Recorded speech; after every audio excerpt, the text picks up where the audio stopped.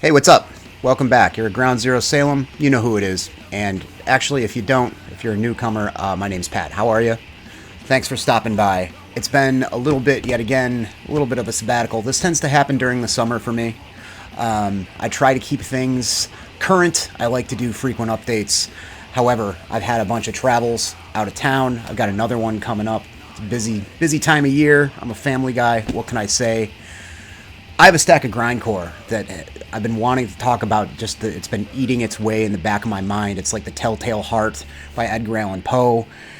These CDs are the human heart buried underneath the proverbial floorboards of my mind, or something like that. I have these stacks of stuff that I've bought in the past 6 months or so, and I go on little binges. I've talked about this countless times. Little binges where I'm craving a specific sound. Since I am a crazy person, I don't download stuff or stream stuff. I buy stuff on CD. That is actually for the first time in years slowing down. I haven't actually bought any music with any regularity in the past month. Been instead wasting my money on video games. I've gotten into PS3 lately for some reason. You go down the wrong YouTube rabbit hole and you just start buying stuff. I blame Metal Jesus Rocks and many of his imitators and disciples. But anyway, I have a bunch of Grindcore to talk about. And I've been thinking about Grindcore lately, the genre, how long I've had it with me as something I listen to.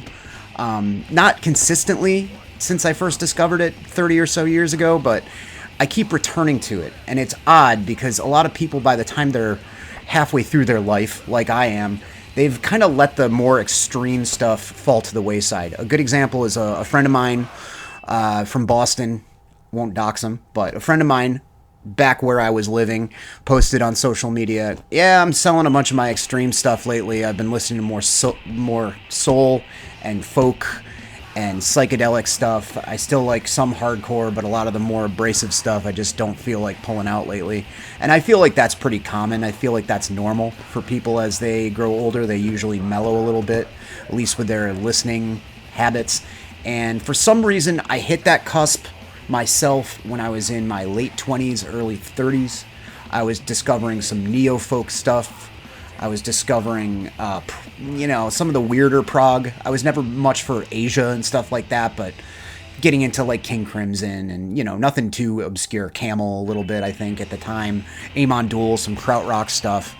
And then at some point in my late 20s, early 30s, like shortly after that, I went through some bizarre early midlife crisis where I just wanted to listen to more stuff that I listened to when I was 14 or so. And it's kind of stayed there. I think a lot of it at the time can be attributed to the fact that a lot of that stuff was too overwhelming for me as a kid. I listened to it because I thought it sounded cool. But even the most accessible Napalm Death record, like let's say Utopia Banished or Harmony Corruption, still sounded like a massive wall of noise to me. I could pick out little parts, little breakdowns and stuff, but I didn't really enjoy it as a piece of music. And I feel like the more and more I go back to really bombastic and abrasive music, the more I can actually develop an ear and hear parts and stuff like that. I think it takes sometimes a long time to gain an appreciation for stuff that's super noisy and bombastic. So it's almost like me maturing with certain types of Grindcore, and Grindcore has matured with me, in case you weren't aware. It's been around, I don't know, since 86 or so as a genre, 87, pioneered by, of course, Napalm Death, Repulsion, Fear of God, bands like that, and it went through a maturation period where the boundaries of extremity were really pushed. I think Brutal Truth, what they did beyond their debut album, which is my favorite still, Sounds of the Animal Kingdom, their sophomore record, was Need to Control. They had a whole bunch of records all throughout the years, broke up and got back together. They got really weird and noisy and jazzy and stuff like that. Early on, bands like Exit 13 pushed the limits of Grindcore, and it being this weird, ugly step cousin to death metal and hardcore and nestled between all these genres means that I think it's more diverse than people really give it credit for. Grindcore, that is. You can get technical with it, you can keep it really barbaric, which is most of the stuff that I really like and that I'll be talking about. So I was kind of exploring that. I've gone on a couple fever dream, fugue state sort of Discogs excursions, spelunking. Trying to think of other good words. None are coming to mind. Little trips onto the interwebs and just picking up all kinds of stuff for different reasons, stuff that I've heard of. Now I'm going to share it with you, my exploration of grindcore music. And sometimes when I go into these things, there's like a back of my head like, oh yeah, this band was a really big deal not that long ago, and I don't know if they've broken up, but I haven't heard anything about them in a while. This was the last thing they recorded. I'm finally getting around to checking them out now that it's almost 10 years later. And this is that band Cretin. Cretin? I like people who pronounce it Cretin. I think most people pronounce that Cretin, though. Stranger, excellent grindcore band. This is from 2015. And the first I heard of them was on the Death Metal Dads podcast, a now defunct podcast that you can't even listen to anymore. I think all the episodes were taken down because I tried to revisit it and I haven't had any luck. It was with Shelby Lermo from Vastum and Ulthar and many more, Bay Area guy, and Aesop Decker, another Bay Area guy, originally from Florida, I want to say, who's played in Ludicra and Agalok and many other bands. Very well-known dudes who would kind of theme every episode of their podcast around death metal bands, but generally would just talk about their lives and being fathers, and they're kind of sardonic and sarcastic and mean and like really funny. And they talked about Cretin. I believe they had Marissa on as a guest at one point to talk to her about her experience being a trans member of the grindcore community, which was very, very interesting to me. And you can hear themes of that maybe on this with the lyrics with gender dysphoria maybe being a central theme. I don't know. I'm not a lyrical scholar or anything like that, but the lyrics are very personal and seem to involve some kind of body horror-esque kind of elements, which is pretty refreshing and singular, I feel. The music is very, very indebted to Repulsion, I feel like, but it's almost like if Repulsion kept going, got better production, evolved their sound, got tighter. The riffs are very Repulsion, and I think that's appropriate because I read somewhere the drummer was the fill-in drummer for Repulsion when they got back together. Now I think it's still Chris Moore from Magruder Grind and Coke Bust and many more. Great guy. And I think Marissa was in Repulsion later on as well, if I'm remembering right from that Slave to the Grind documentary. At any rate, this is a masterpiece. Easily 8 or 9 out of 10 grindcore record. It's really well done, although it does owe some to Repulsion. It really feels like an evolved version of that sound, that sort of jagged riffing and everything, and the one-footed blasts and all that. Very good. This is Warstone up next. This is a solo project. Absolute War, total discography 2017 to 2020. This is Trevor Vaughn, New England guy, like a lot of these New England guys like Justin from Innumerable Forms and many others. Trevor's played in a lot of bands. I believe he's played with Justin in several bands. Rival Mob, I think they were in together. He goes way back to X-Files X and bands before that. Trevor does. This is a strictly grindcore project. It's very barbarian themed, obviously. There's a lot of Conan the Barbarian-esque, almost kind of dungeon synth parts in between all the blasting. From what I can tell, most of the stuff on this is drum-wise is Drum Machine, but it's super barbaric grind, very competent, blasting straightforward grindcore for the most part.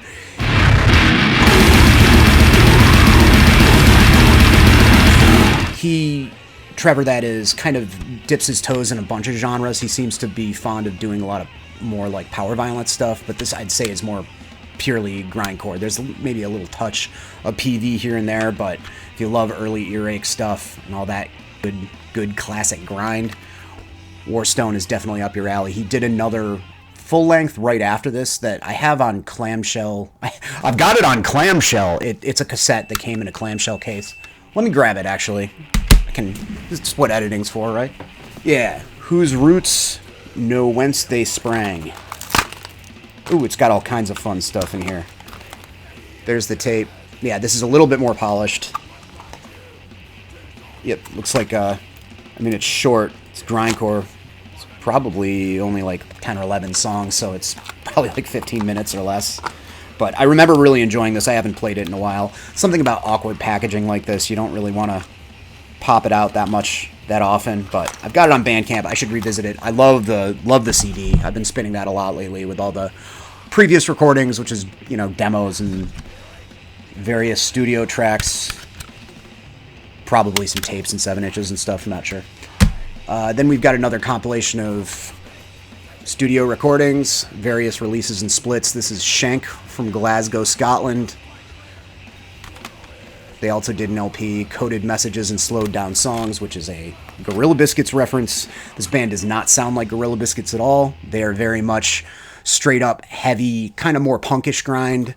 You know, a lot of the kind of screechy sort of vocals going on, the screeching, yelling kind of vocals, the occasional growl.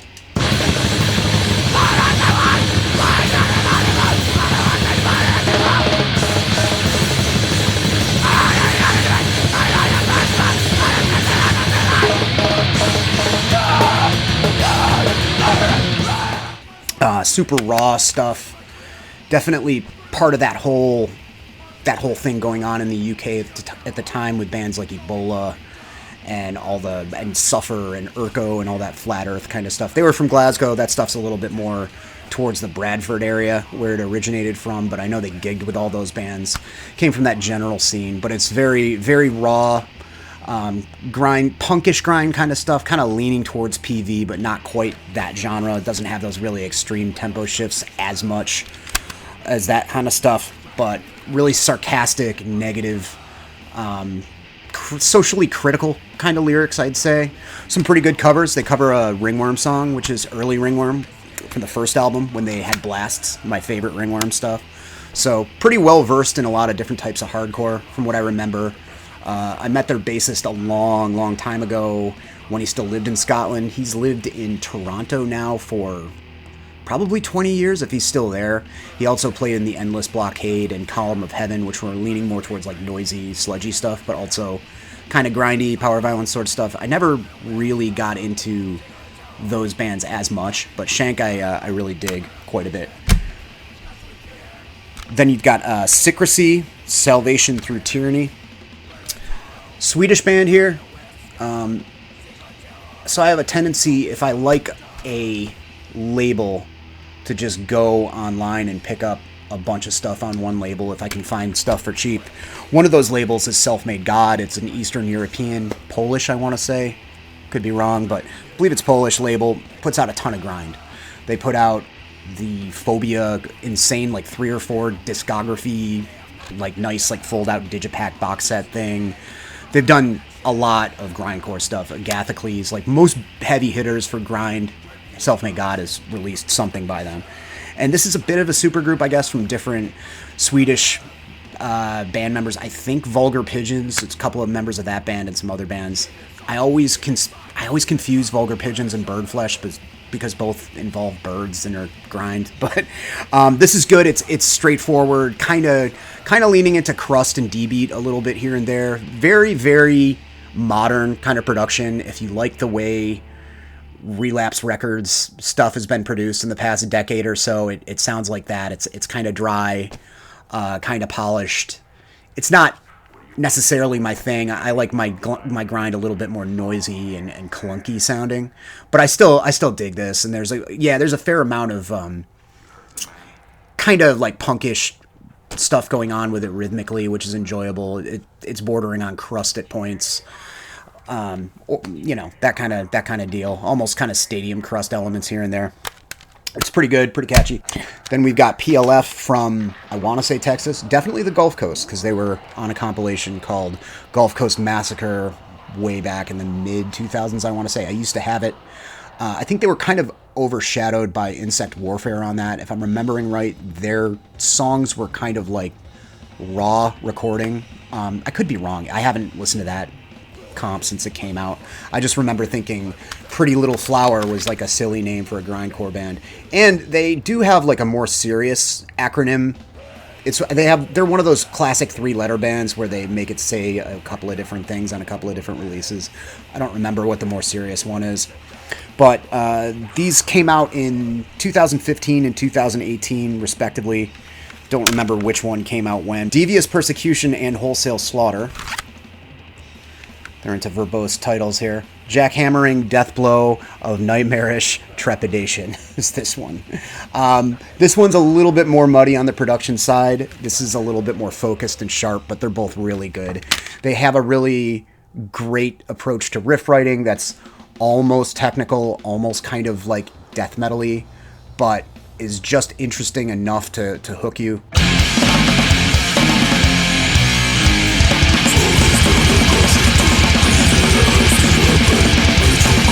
It doesn't get, wanky or anything like that. I'd say the closest comparison as far as classic grind bands is the almighty Assuck, who I'll be mentioning briefly in a couple of CDs. They have a very Misery Index by Assuck kind of approach to songwriting and riff writing, which, if you know anything about that record or that band, that's a pretty good thing and a pretty big feather in their cap as far as I'm concerned. Great band. Then you've got a couple of releases by Mortville, he's always putting out great stuff for cheap on CD. Usually the CDs are like $5 to $7. He's always digging up crazy noise grind stuff a lot of the time. This is BSR, another Swedish band. Small Archives of Pig. Don't remember what BSR stands for either. What can I say? Swedish band, huge compilation of 60 tracks. A lot of it's very raw, very punkish kind of grind stuff. It's not too noisy. It's not too blown out. There's not a lot of super blurry feedback, but it is pretty stripped down and primal recording on most of these. There's a lot of different recordings on this. It looks like at least 4 different sessions here. Kind of careening back and forth with vocal styles here. There's some really guttural stuff going on, but a lot of it's kind of mid-tempo, kind of hoarse, hardcore shouting, and there's some screechy kind of vocals. Very fast, there's the occasional almost kind of rock, stoner part. Or maybe there's just one. I was just trying to catch up with Elden Ring for this new DLC, and I hadn't spun this in a little bit. So I was trying to revisit it to kind of get an idea. And they did that kind of thing that Catheter does in a few other bands, where they kind of veer off into a Sabbath riff. I don't know if they do that a lot. There's a lot of tracks on this. I think it's only the one song, but yeah, very, very heavily blast-laden kind of punkish grind stuff from Sweden. Really good. Then you've got the almighty Dahmer. This is Our Worst Recordings. They have another compilation that's their more polished studio recordings, and as far as I can tell, most of these are live or live in the studio, recorded on a 4-track, recorded on a Potato, recorded on a Carrot. Stuff from Montreal. I always liked Dahmer a lot because they also had a lot of variation in their vocal style. They would go back and forth between carcass kind of gurgling to a more strangulated power violence kind of shout. Obviously, a lot of serial killer themed stuff going on. Kind of like Carcass, there was sort of a more of a kind of an intellectual nod to, we condemn serial killers, but what about eating meat kind of thing. Not a position that I necessarily agree with, but I know that the Dahmer guys are all vegetarian, and I think that kind of played into their lyrical approach. They're not just edgelords trying to shock people or whatever. Not that I have an issue with that either, really, but just to fully cross my T's and dot my I's, I'm actually not 100% sure if the guys in Dahmer were vegetarian. I thought I read that somewhere. I just poured through a couple of zine anthologies and 7 Inches and their CD to see if there was any mention of that, and there's not. But they were definitely kind of from that politically left-leaning sort of crust scene. So I would say that the serial killer obsession is more out of a tongue-in-cheek kind of thing, and maybe trying to make some kind of statement, maybe not, I don't know. They're French-Canadian, who knows? But yeah, killer band anyway. Just wanted to make sure I wasn't spreading misinfo there. Solid, raw, brutal grind here from Quebec, classic band. Little Bastards. Eat, shit, and die. Notice that there's a comma between eat and shit. Phrasing is crucial here. Eat, then shit, and die. Japanese band, of course, with a title like that, they gotta be. From the land of the rising sun. This is awesome. This is also super punk. It is a little bit more in the pocket, fast punk, hardcore kind of, there's not as much blasting on it. There's a few songs that are almost have that rolling, fast double bass, Venom Motorhead kind of pace to it. Real fist pumping kind of shit. And yeah, brutal as hell vocals, of course. Great overall sound.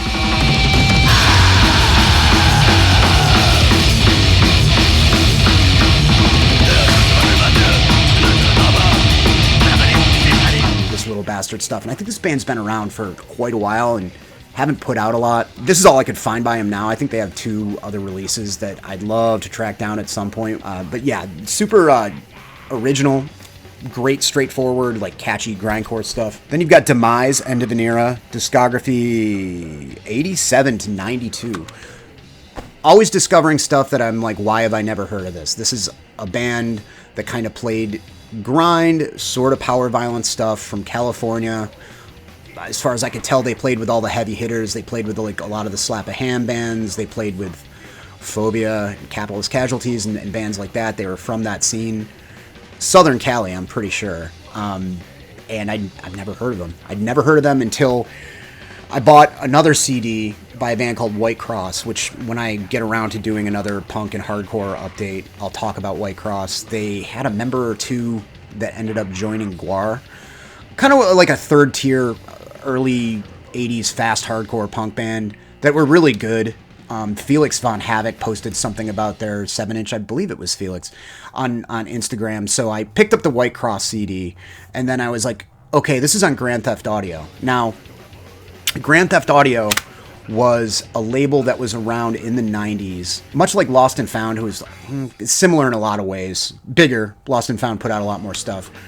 Grand Theft Audio, I came aware of them in the 90s when they put out a early Agnostic Front discography. Everything Agnostic Front did before Victim in Pain. All the United Blood sessions and all this other stuff. And I was like, oh, cool. It was called Raw Unleashed. And then I started seeing a lot of ads for Grand Theft Audio over the years in that particular magazine, in MRR. And I guess the deal was, like with a lot of labels at the time that reissued stuff, some of the stuff wasn't legit.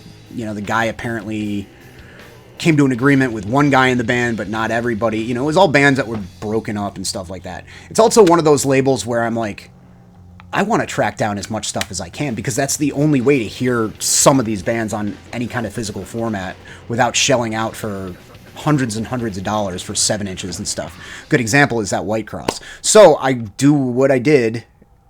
So I did what I always do, and I went on Discogs and just went looking for stuff that was affordable on Grand Theft Audio, because I didn't think I'd like everything. I previewed most of the stuff before I bought it. There were a few things that were exorbitantly expensive. A good example of another band that was reissued on that label was Morning Noise, which I believe Steve Zing from Samhain was in, and they were like a Misfits Junior band. There was a handful of those in Jersey when the Misfits were huge in the early 80s. Another one was Rosemary's Babies, which was Eerie Vaughn's first band. So that Morning Noise CD is insane. It might have gone down a little bit because they finally reissued that discography on vinyl not that long ago. Definitely worth picking up if you like the Misfits. There's stuff like that. There are a ton of bands like that on that label. Bands that it might not have been 100% legit, but they had comprehensive discographies with unreleased stuff released on this label. So when I looked it up, I just looked at the description of the band, like grindcore, hardcore band from the LA area, from the late 80s, early 90s, and I was like, there's no way that can be bad to me. It can be objectively horrible to everyone else, and I'll still dig it. So I picked this up, and it's great. I don't know where I've been. Maybe it's just because of the really generic name, just Demise, you know? Been a lot of bands called Demise over the years, spelled many different ways. This is awesome. It's super heavy hitting. It falls in that great pocket between hardcore and grindcore and death metal.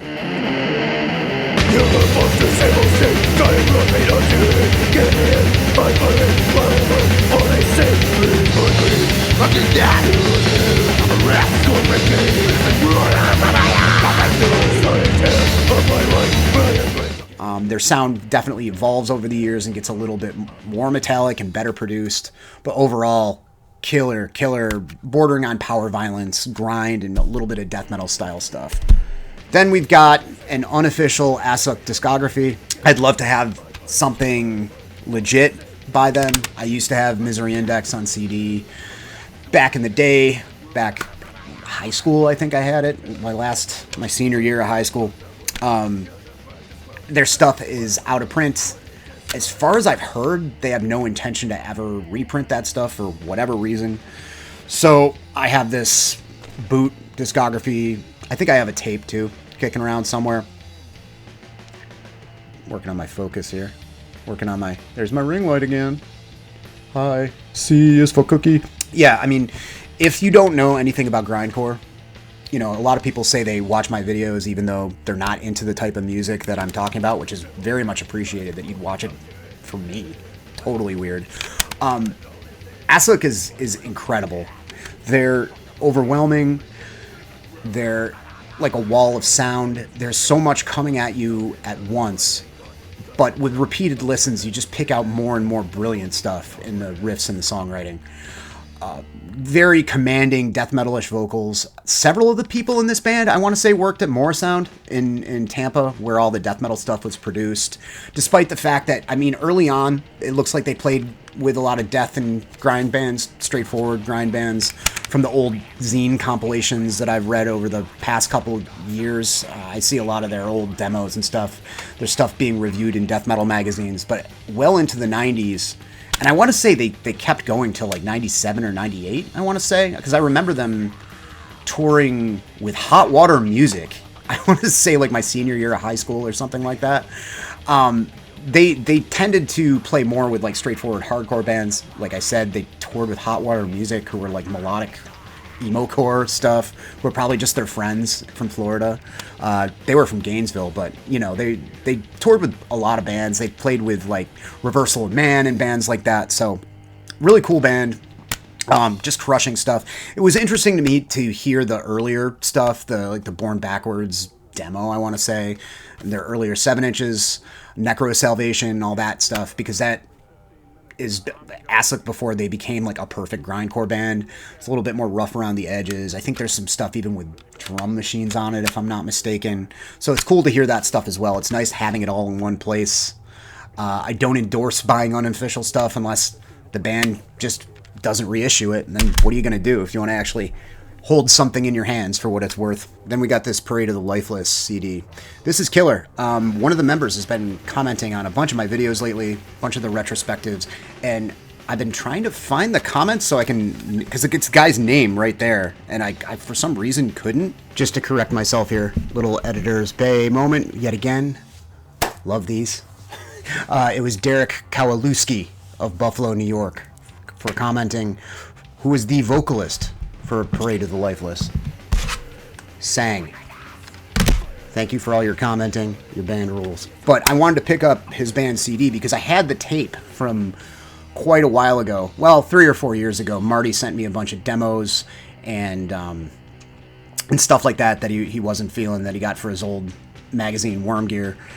That was like some good stuff, like some early Engorged and a lot of like kind of grindy and gore grindy kind of stuff, like 3 Fetus Eaters tapes and a bunch of other random stuff. But he gave me an As the World Burns tape, which was a Rochester like metallic hardcore, death metal hardcore kind of band that was really good, and a Parade of the Lifeless tape as well. Maybe he sent those together. I think the bands might have been friends. Not sure. The tape is great. It's a little bit more like death grind, I want to say. This is a little bit more like weird. There's still plenty of like kind of death metal elements in it, but it's very firmly rooted in grind, but it's some odd choices. There's some interesting acoustic stuff going on, like a weird Jimi Hendrix cover towards the end.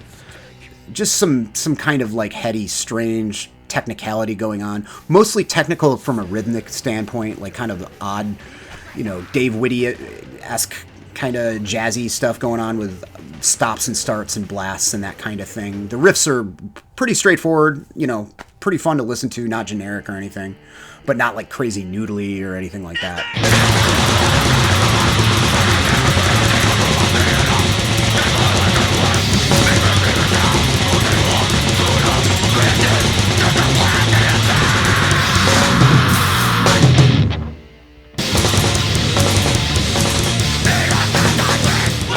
Parade of the Lifeless from Buffalo. This came out, I want to say, right at the cusp of the century there. 2000 or so. Buffalo, kind of low rated for grind and death metal, even though Cannibal Corpse had their start there, Malevolent Creation started there. I think Glenn Benton, bless his little soul, was from there and moved to Florida before he started Deicide or something to that nature, if I remember right. A lot of history of death metal there, but I feel like people don't even really talk about Baphomet that much, and they were a pretty big band at the time. They were on Peaceville. And stuff like Immortal Terror and Eternal Torment, I mean, I guess underground stuff should stay underground or whatever, blah, blah, blah. But a lot of this stuff is really good. I feel like Chicago and Buffalo, as far as the underground death metal stuff, needs more discussion, needs a little bit more love. That's what I'm here for, is to spread the death metal love to various parts of the United States and the world. Anyway, so Parade of the Lifeless, awesome band. Yeah, sorry I can't remember the commenter's name, and I went looking for it, and there were just so many positive bits of engagement all over my videos. I couldn't find it. Don't know what's going on with that. All right, up next. This probably shouldn't be in the pile, but it's here. I revisited it at work last night or the night before, and I mean, it fits in well with grind, but it's more like a fast, hardcore, kind of crusty sort of thing. Kind of their own sound, this band Krigshot. They were around from 97 to 2009. They were on Sound Pollution Records, which is a defunct label out of Kentucky that put out tons of like blast beat driven hardcore for the most part. And they do fit in that pocket that kind of like Hell Nation and Drop Dead fits into. It's not quite grind. It's too straightforward fast with no like weird or not enough weird tempo changes to be power violence. It's kind of in its own thing. It's heavily influenced by a lot of European and Scandinavian 80s hardcore. Scandinavia is part of Europe. I know that. Looks like these guys are Swedish too. But, you know, there's the catchy, I wouldn't say street punk, but kind of straightforward, you know, anthemic kind of chorus here and there. So it's not really grind, but it fits in pretty well with it.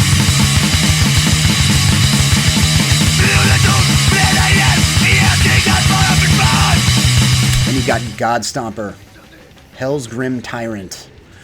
This is a band from Sunnyvale, California. Around in the 90s. They were around for quite a while, into the 2000s. This is extremely raw. I wouldn't be surprised if it was just recorded on a Tascam or something like that. Just bass and drums. Distorted bass. No guitar whatsoever. Really primal. Lots and lots of blasting. People kind of labeled this band, you know, hardcore power violence too, and I believe they had certain appearances alongside the Slap a Ham bands on a lot of stuff. They might have even had some releases on Slap a Ham, maybe, I don't know, but really good. They have another record called Heavy Metal Vomit Party, which is a lovely Breakfast Club reference.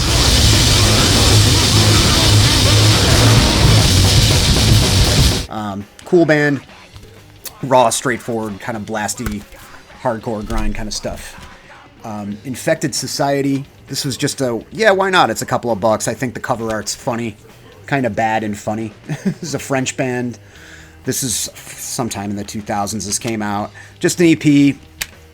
It's 7 songs. The thing about this, and I'm noticing this just now. I did not notice this until I was reading the back. I've spun this a lot, but I never really pay attention to song titles or anything. There is a Pantera cover on this, Sandblasted Skin, which makes sense because they have that scooped mids. They have a lot of those those squealies, you know, those pinch harmonics that a lot of the kind of power groove sort of bands had. You know, Pantera being a pioneer of that sound, and that's the elements of this I don't like. That kind of make my skin crawl a little bit. The first couple songs are great. They're like really punchy, straightforward, hermetically sealed, very, very tight kind of grindcore songs, but there is that sort of like weird, squealy breakdown, crunchy, kind of overprocessed thing. I couldn't put my finger on it, but I mean, right there, they cover a Pantera song. So they also cover a Napalm Death song, Necessary Evil. I can't remember what that's from. But yeah, it's all right. It's this weird marriage of like kind of processed groove metal stuff and grind. Then you got Retaliation, Exhuming the Past. 14 years of nothing. Another bunch of Swedes here. I think these guys were kind of filling that void before even Nasm became really big. Their stuff goes back to the 90s, I want to say. This is pretty much an entire discography. This was also released on Self-Made God. Tons of stuff crammed on this. I had their full length years and years ago. And this runs the gamut from like really tight, kind of death metal-ish grind along the lines of Terrorizer and the first Brutal Truth record to stuff that's closer to something really noisy and chaotic like Fear of God or the Agathocles demos.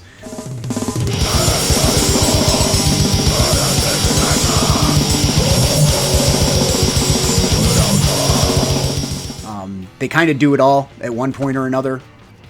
The earlier stuff is definitely more raw, but great band. Never really hear anybody talking about them. Awesome grind stuff. Another band that's kind of probably not definitively grind, but very blast-driven and very great. I have another version of the CD that was also out on Sound Pollution Records, but my CD is scuffed, and this has a different cover, which was enough justification for me to buy it again. This is Flashbacks by G-Anx. Went on to be Counterblast. Much, much different sound when they changed names and a few members became Counterblast. Counterblast was almost like a Neurosis kind of thing, slow, heavy. This is blasting hardcore with a lot of little weird interludes and interesting parts thrown in. Kind of crusty. Cool band. One of my favorites. I listened to this Into the Ground when I was like, I don't know, 20, 21.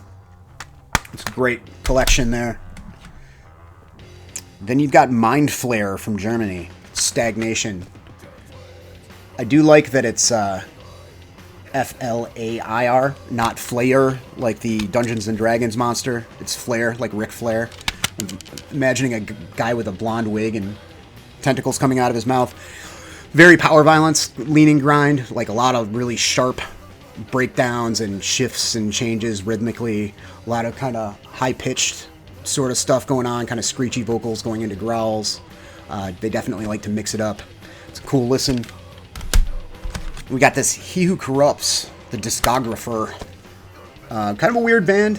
One of these bands that kind of had a tongue-in-cheek, kind of sarcastic theme about them being corporate. Some of it, I mean, not musically at all, but some of it kind of brings to mind Negative Land for some reason. This sort of culture jamming, sarcastic sort of thing. And the song titles are hilarious. They're also illegible, if that's what even these are. This whole thing folds out into an insert of like a fake newspaper clipping of a bunch of stuff going on involving Lars Ulrich and them ripping people off and a bunch of other stuff I don't understand. I can't even read these because they're so small. Thankfully, we live in the era of iTunes and Music Bee and that kind of stuff where I pop the CD in and it pulls up the song titles for me.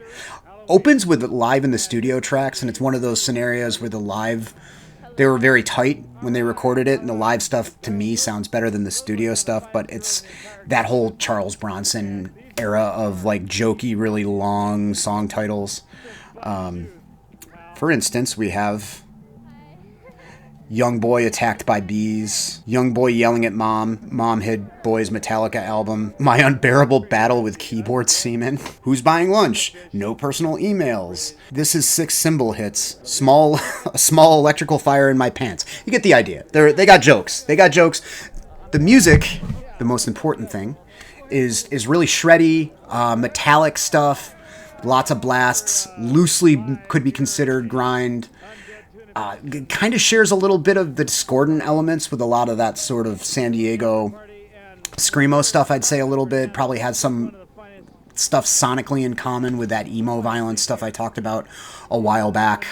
I can certainly see how like the sarcastic elements would definitely fall in line with a lot of that stuff like Inhumanity or whatever else. But cool band, Chicago area band, was around in the late 90s, early 2000s.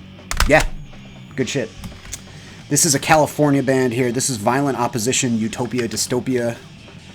Came out, I want to say, like 15 years ago, sometime in around 2010-ish. This is very tech, where the Parade of the Lifeless stuff was like mostly all over the place, like rhythmically mixing up like lots of almost jazzy kind of elements, and I don't know if they utilized gravity blasts, but that kind of sort of stuff. This has that too, but the riffs are really weird. Like you can definitely see sort of a Human Remains, or even like a sped up like Cynic or something. Like there's a really jazzy element to like the guitars that are noodly, and normally I kind of get exasperated by stuff like this, but this is so high octane and high energy and just raging that it doesn't matter. It makes it all the more interesting. Very cool kind of grindcore stuff, I'd say. Certainly if you like Human Remains or Lethargy from Rochester, the band that half the members went on to Mastodon, this is definitely worth your time. And then the aforementioned Sound Pollution Records, I have a couple of compilations. Tomorrow Will Be Worse, Volumes 1 and 2. Not all this stuff is grind, but I'd say it falls in line with just this general sound sonically. I certainly was pretty amped to see these when I was perusing Discogs to buy most of this stuff, because a lot of this stuff, a lot of the full lengths of these bands on Sound Pollution are out of print and really expensive. If you look for any Hell Nation stuff, for example, even on CD, it's pretty up there because the label folded, and you know that was kind of it. So we've got let's see, Krigshot again, MK Ultra, great Chicago band, really grindy stuff. Yukeko Dirato, Nine Shocks Terror, definitely not a grind band, but awesome hardcore band that took a lot of influence from Japanese stuff, a lot of like kind of rocking like Motorhead shit, bass-wise.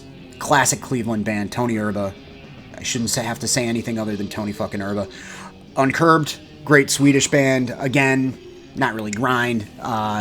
Really fast, kind of pissed Swedish hardcore kind of stuff. Scalplock, who are also like bordering on grind, like fast hardcore stuff. There are two of them. I can't remember which one this was. There was a UK one and then one from the US. I don't remember. Ruido, again, like fast hardcore stuff. The Charles Bronson tracks on this are live. They're great. Just wall of noise, you know, just screaming bratty vocals. What's funny is the tracks are interspersed with live Slayer tracks from some bootleg from Belgium, and Tom Araya is really, really on his A game on that. Unintentionally funny. The classic Necrophiliac intro goes really in depth with that one, talking about bringing metal into the major cities and all this other stuff. If you're familiar with Slayer live banter, it's some of the classic stuff. So that's in between all the Charles Bronson songs. I know they intended it to be funny. I just think it rules. I just think it's based. And this one's even more of a heavy hitters kind of compilation. You've got Flash Gordon, who I don't really remember that well. The tracks on this are pretty good. They're fairly straightforward, kind of fastcore stuff. Capitalist Casualties, one of the best of the era. Hell Nation, Spaz, Fuck on the Beach from Japan. Also Real Reggae from Japan. Real Reggae were awesome, thrashy, blast beat driven kind of stuff. So none of this stuff is really grind. But it has blasts, so whatever, it's in the pile. It's in the pile. Grind and grind adjacent products is what I'm bringing to you. All right, so kind of blowing the rust off on this one. I don't know. I'm going to be probably talking about punk stuff next. I have a whole bunch of hardcore punk to talk about and then file. Hardcore punk on CD. It's a very niche thing. What can I say? I'm a niche guy, though. I hope everybody has a good weekend. If you're watching this during the week, a good week, good night, day, evening, Shabbos, whatever. Have a good one. All right, take care. I'm out of here.